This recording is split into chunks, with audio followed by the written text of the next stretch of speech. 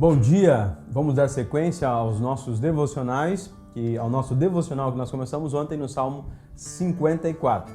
Ontem eu abordei aqui dos versículos 1 ao versículo 3, falando ali que nós podemos ter certeza de que Deus está com a gente, de que Jesus está com a gente e que no tempo certo Jesus ouvirá os nossos clamores e virá em nosso auxílio. Nessa manhã, a partir dos versículos 4 a 7, mais 4 versículos aqui, eu quero pensar que Deus livrará a igreja de todos os seus inimigos. A partir do versículo 4, Davi diz assim: certamente Deus é o meu auxílio, é o Senhor que me sustém. Recai o mal sobre os meus inimigos, extermina-os por tua fidelidade. Eu te oferecerei um sacrifício voluntário, louvarei o teu nome, ó Senhor, porque tu és bom. Pois ele, falando do Senhor, me livrou de todas as minhas angústias e os meus olhos contemplaram a derrota dos meus inimigos. A verdade expressa por Davi nesse salmo aqui, nos versículos 4 a 7, é que ele não tinha poder para vencer Saul, que era o seu inimigo naquele momento. Por causa de uma questão de inveja, Saul perseguiu Davi e quis matá-lo. A expressão de Davi aqui, nesse versículo 4 que nós começamos a ler, é uma expressão de fé, é uma expressão de quem percebe que o inimigo está no seu encalço e de que Davi coloca aqui a sua confiança somente em Deus. Ele diz: Deus é o meu auxílio, o Senhor é quem sustenta a minha vida. Davi também faz um pedido de justiça. Ele clama no versículo 5: retribui o mal sobre os meus inimigos, destrói-os por tua verdade. Davi é um adorador e ele não barganha com Deus, dizendo: Senhor, se tu fizeres isso, se tu me livrares dos meus inimigos, eu vou te oferecer sacrifícios. Davi diz que ele vai oferecer sacrifícios voluntários. Ele diz aqui no versículo 6, eu te oferecerei um sacrifício voluntário, louvarei o teu nome, ó Senhor, porque tu és bom. Naquela época, os sacrifícios eram feitos através da morte de algum animal, que era sacrificado, ali um carneirinho que era sacrificado e o sangue derramado para o perdão de pecados. Nesse sentido, Davi tinha um rebanho muito grande. Ele era rei, ele era aqui já um genro do rei, e ele tinha posses. Ele ainda não era rei, mas tinha posses e um sacrifício não lhe custaria tanto para oferecer. Mas ele está dizendo aqui que eu vou oferecer um sacrifício espontaneamente. Eu vou louvar o Senhor e vou expressar a tua bondade de maneira espontânea. Não é uma obrigação minha para com o Senhor fazer isso porque o Senhor me abençoou. Ou seja, Davi está colocando a sua voluntariedade. Eu adoro o Senhor de maneira voluntária. Mas o fato é que Davi não tinha como vencer Saul nesse momento. Ele tinha poucos soldados, estava fugindo de Saul de um lugar para outro e aqui ele havia sido denunciado pelos zifeus que denunciaram ali a sua posição naquela fortaleza onde ele estava. Da mesma forma que Davi, nós também somos limitados contra os nossos inimigos. Durante esses dias eu tenho ouvido muitos relatos de cristãos que estão frustrados com o resultado das eleições. Eu faço coro a esses nossos irmãos. A gente foi tomado de um espírito de frustração porque parece que os bandidos vão tomar conta do país e a gente vê um conchavo, a gente vê a injustiça parece prevalecendo. Isso traz para a gente um sentido de derrota, traz para a gente um sentido de frustração. Mas eu sempre alertei aos irmãos da Igreja Batista da Cruz, as minhas ovelhas, a não depositar a sua confiança em homens, pois se assim o fizessem, eles seriam com certeza frustrados. Quando nós percebemos, como Davi aqui, que somos limitados diante dos nossos inimigos, que são poderosos, que detêm o poder, que detêm através da caneta os atos de injustiça que praticam, nós estamos, quando percebemos a nossa limitação em relação a tudo isso, nós estamos no lugar exato onde Deus quer que a gente esteja. Qual é esse lugar, pastor? É o lugar onde nós compreendemos que o Senhor é a única fonte de justiça e socorro e que nós devemos confiar somente no Senhor. Deus tem levado a gente, como igreja brasileira nesse momento, a esse lugar.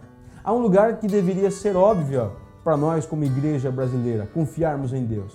Mas Deus precisa, através da desesperança, de pessoas, através da desesperança de instituições, ou seja, nós não depositamos a nossa confiança em presidente, nós não depositamos a nossa confiança em instituições militares ou outras. A nossa confiança ela tem que ser depositada em Deus. Todas essas instituições, todas essas pessoas, elas podem ser usadas por Deus, mas se forem usadas pelo maligno, a nossa confiança ela vem do Senhor. Nós passamos também por um momento de grande idolatria no nosso país.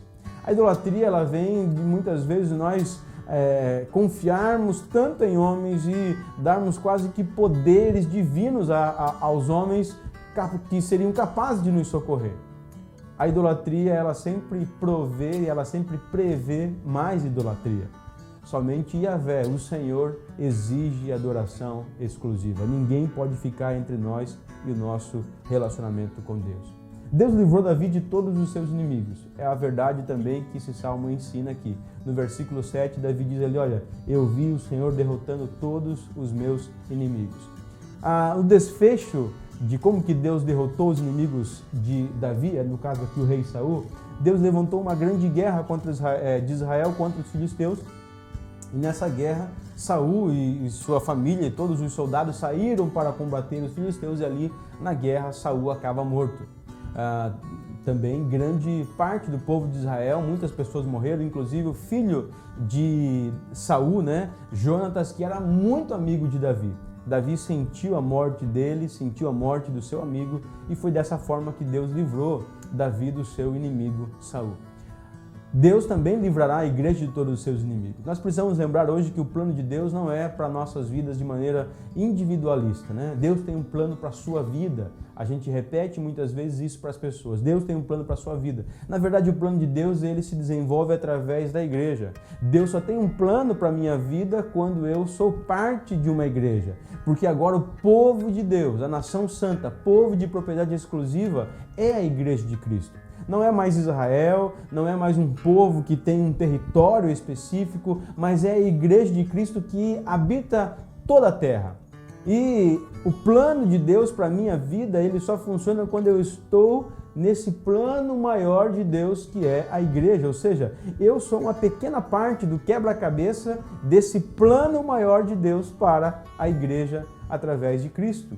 Foi pela igreja que Jesus Cristo morreu. A igreja é um conjunto de pessoas que foram regeneradas pelo Espírito Santo, que foram convertidas pelo Espírito Santo, que entregaram as suas vidas a Jesus, que confessaram Jesus como Senhor e Salvador das suas vidas, que se reúnem para adorar a Deus, para exaltar o nome do Senhor, para servir uns aos outros e à comunidade, ao mundo e para falar do amor de Deus às pessoas que ainda não têm um relacionamento com Jesus. Esse é o que é a igreja, é com esse povo que Deus está trabalhando hoje. Deus não permitirá que os inimigos triunfem sobre a igreja. Ele defenderá a igreja. É verdade que nem sempre a lógica de Deus se alinha à lógica nossa, humana.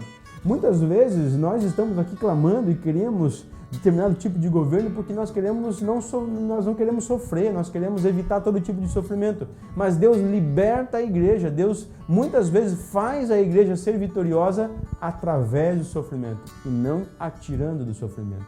É através do sofrimento, da perseguição e até dos martírios que Deus fez com que a igreja mais crescesse, mais se desenvolvesse e fosse mais fiel durante todo o tempo.